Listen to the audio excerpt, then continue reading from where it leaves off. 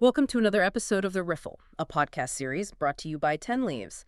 Today we're doing a really critical deep dive looking into organizational cyber defense. Yeah, and specifically zeroing in on malware prevention. It's a massive area. Absolutely. And our guide for this is, well, it's a pretty significant regulatory notice, FSRA FCCP 128-2025. That's right, issued by the ADGM Financial Services Regulatory Authority. Now, okay, it's aimed at financial institutions. But the principles here, they're really the gold standard, aren't they, for protecting pretty much any serious operation? Exactly. When a regulator's financial and cybercrime prevention unit puts out something this detailed, you know the threat level's high. It signals real urgency, not just like theoretical best practice. Precisely. The core message is cybercrime is still a major threat, all sizes of firms, and malware. That's the go-to tool. For what? Facilitating data breaches, operational chaos? Yeah, serious financial damage, reputational harm, you name it. So our goal with this deep dive is really to give you a shortcut to get what these regulatory folks expect, not just understanding the threats, but seeing how top organizations are told to tackle them, with a structured, proactive approach. Right. Okay, let's unpack that straight away. We all hear malware, but what are the specific harms, the actual consequences this notice calls out, beyond just data loss? Yeah, good question. The document lists 5 really concrete impacts. It shows just how broad the risk is. Yeah. First, simply making devices inaccessible or unusable. Bricking them, basically. Pretty much. If your endpoints or network go down, everything stops. Second, yes, the loss, deletion, or encryption of data. That's ransomware's playground. Okay, so locked down or wiped out. Yeah, exactly. The third one is maybe a bit more subtle. Malware controlling compromised devices to launch other attacks. Turning your own systems into part of a botnet or something. Precisely. Using your resources for their next move. Fourth, compromising credentials. Authentication info. Stealing the keys, essentially. Right, the administrative access. That's huge. And then the fifth one. This one might surprise some people. Installing illegal cryptocurrency mining software. Okay, yeah, that's interesting. Because it's not directly stealing customer data, is it? It's stealing computing power, resources. That's the key point. It's siphoning off your processing power, slowing everything down, maybe racking up energy costs. So it's an operational hit and a financial one, even if no data leaves the building. Exactly. And the regulator classifying it right alongside data theft as a major security consequence tells you something. Yeah. It shows that stealing your operational capacity is seen as just as damaging. It proves there's been a serious breach. That definitely broadens the perspective on what harm means here. Okay, so that's the impact. Let's shift gears to classification. The notice mentions different types of malware, right? Grouped by what they do. Yep, it breaks them down into 4 main categories based on their purpose. First up, you've got stuff focused on data exfiltration and unauthorized access. Like spyware. Trojans. Exactly. Designed to sneak in, hide, and steal information or just get illicit access. The quiet ones. Okay. Then there's the disruptive and damaging software. Think viruses, worms. Their main goal is often just to spread and cause chaos, degrade system performance across the network. More about making noise and breaking things. You could say that. Third, probably the most headline-grabbing category lately, encryption of data. Ransomware central. Absolutely, the digital extortionists. And finally, number 4 is intrusive or unwanted software. Things like adware or rootkits. What's their aim? Persistence, usually. Staying hidden deep in the system, maybe gathering information over time, potentially providing a backdoor. Got it. So that's the what and the why. Now, the crucial part, how does this stuff actually get onto systems? The infection pathways, the threat vectors. Right, understanding the how is key to building the right defenses. The notice highlights a few main ways, distinguishing between passive and active infections. Passive, how does that work? That's things like drive-by downloads. You don't even have to click anything malicious. Just visiting a compromised website or one serving malicious ads can trigger code execution in your browser. Wow, okay. So just browsing can be enough. That's quite worrying. Highlights browser security, doesn't it? It really does. Compare that to active downloads, which is more what people might think of. You actually click download or run on something from an untrusted source. Okay, so user action involved there. What else? Well, don't forget the physical and network side. Infected media devices are still a thing. Like USB sticks, someone plugs in an infected drive. Exactly. It can completely bypass your network firewalls if someone physically introduces it. Basic, but effective. So physical security of ports matters too? Simple, but easily overlooked. Definitely. And then there's unsecured network connections. Think public Wi-Fi, Poorly configured networks. Opportunities for interception. Or pushing malware onto connected devices. Both. Sniffing credentials, man-in-the-middle attacks, direct injections, and finally the old favorite, phishing emails. Still going strong, huh? Malicious attachments or dodgy links? Absolutely. Still a primary vector for tricking users into opening the door themselves. Okay, this leads us logically to the core strategy bit. What's the main defensive philosophy the regulator's pushing for these high-stakes environments? The absolute key phrase, the core requirement, is defense in depth. It's stated very clearly. Defense in depth, meaning layers, right? Not relying on just one thing. Precisely. You need multiple overlapping security controls. Because modern threats, especially things like zero-day exploits that haven't been seen before, they will get past single defenses sometimes.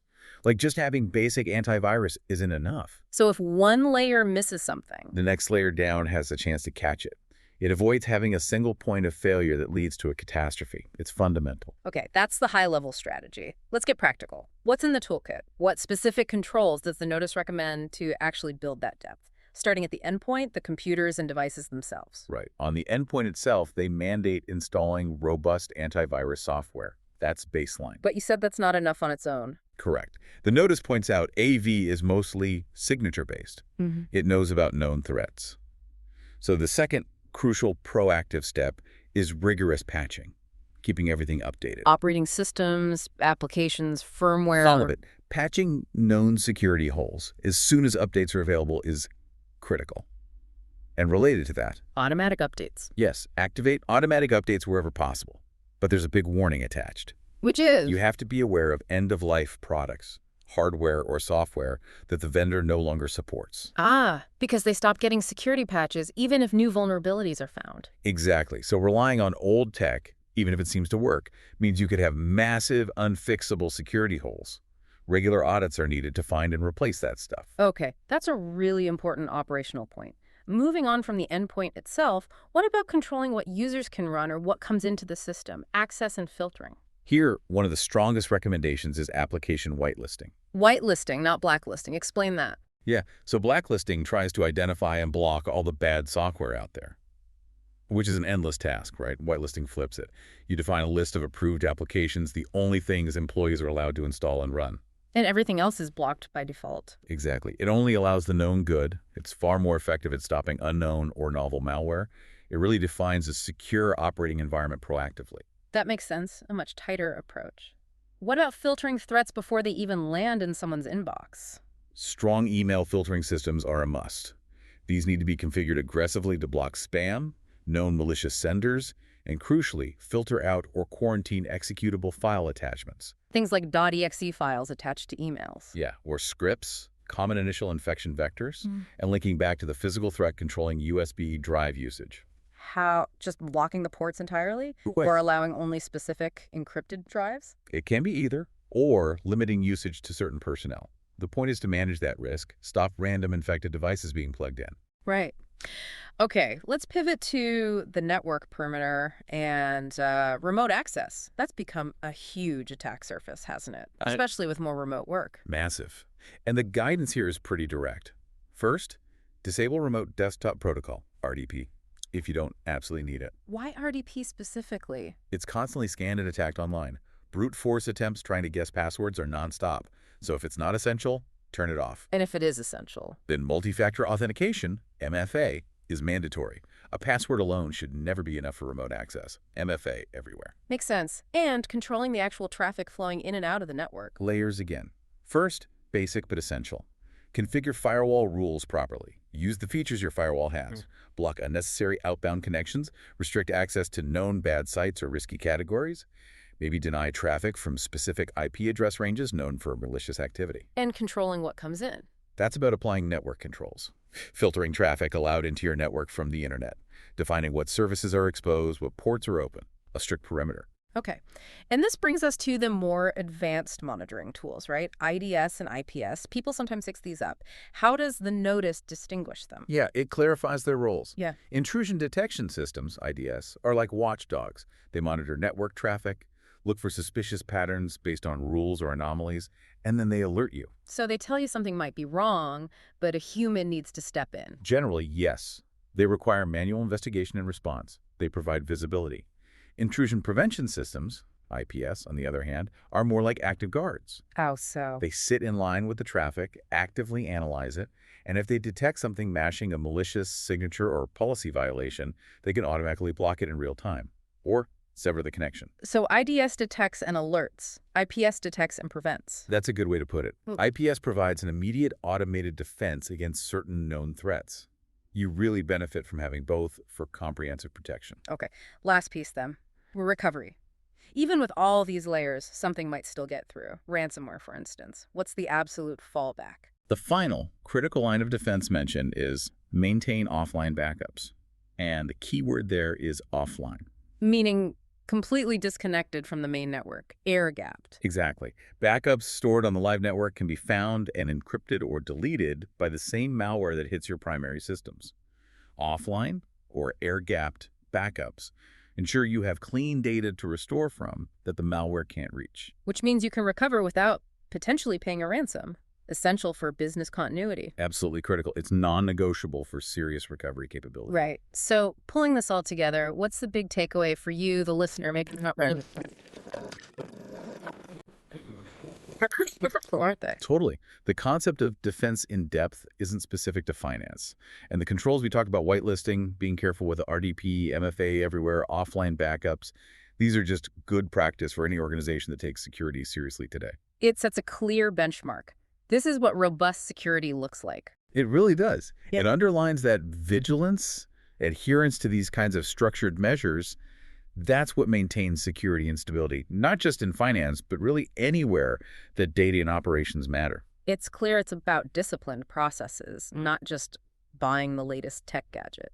And, speaking of process, that detail about end-of-life products, it really stuck with me. The fact that updates just stop. Yeah. And it brings up a final thought, something for you to maybe mull over. How often do you actually audit your own tools, your own devices, the things you rely on every day, professionally or personally? To make sure they haven't quietly passed their security expiration date. Exactly. Are you unknowingly running on borrowed time because a key piece of software or hardware is no longer getting those critical security patches? Something to think about. A very provocative question indeed. Well, thanks for joining us on this deep dive. This has been another episode of The Riffle, a podcast series brought to you by 10 Leaves.